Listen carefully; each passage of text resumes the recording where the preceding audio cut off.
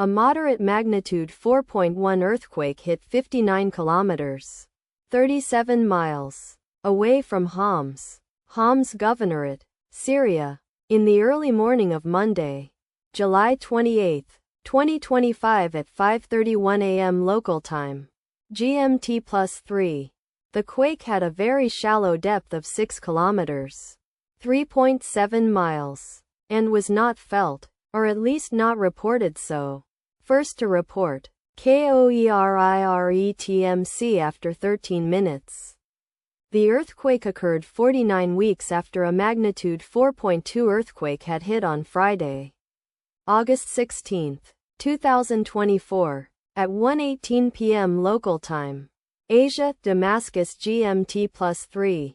In 99 kilometers, 62 miles, distance to the north. Data source from Volcano Discovery. Did you feel it?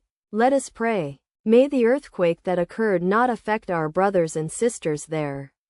May the earthquake not happen again. And may God protect everyone. Amen.